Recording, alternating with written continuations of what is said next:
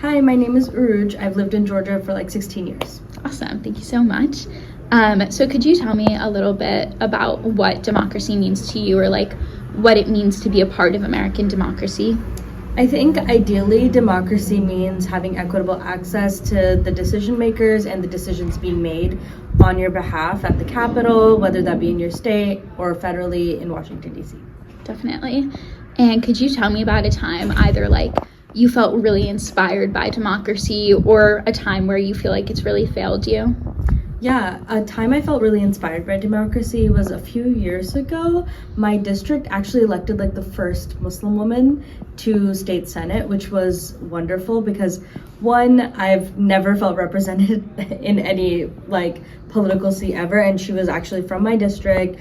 We share an ethnic background, we share a religious background, and I was like, whoa, she's got me at the Capitol. I feel it. Yeah. Yeah. Why do you think like representation in politics and civic engagement is so important? I think shared experiences are really important when it comes to the people representing you in whatever capacity, because it doesn't really necessarily mean like you have to be the same like ethnicity or religion or anything, but I think just the people making decisions should know the varied experiences of the people living in their districts and how they can best represent them with the policies they're choosing to put in place. Definitely. Could you talk a little bit about a time where you feel like it's really failed you, or you wished that like democracy could be upheld better?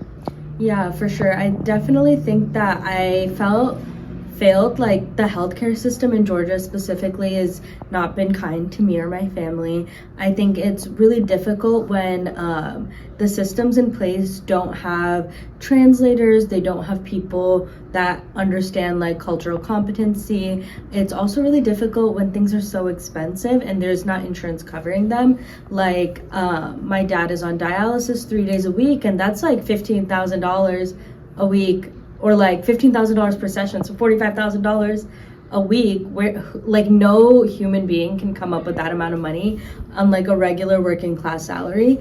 So going through like the proper channels was also like a barrier to entry, because you have to prove that you can't afford these things, and you have to go through all of the different channels to make sure that like you get access to the things that you're like literally paying into. Like we pay taxes for healthcare, and yet when it's time and we need to tap into that, it's really difficult to get it. Definitely. Oh, and you spoke earlier a little bit about like how you thought voting was so important when speaking about like systemic inequalities and things like healthcare. Can you speak a little bit more about why you think the vote is so important? Yeah, for sure. I work at a voting rights organization. That's my day job.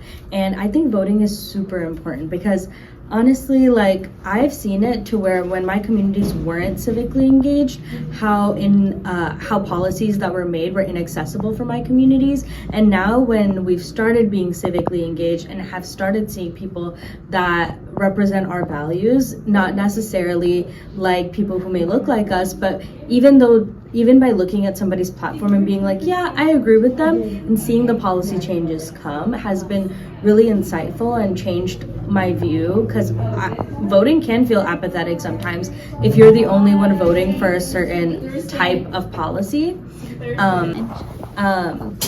But yeah, I think voting is super important because you should have a say in who's representing you, and you should be able to have your values represented at any office.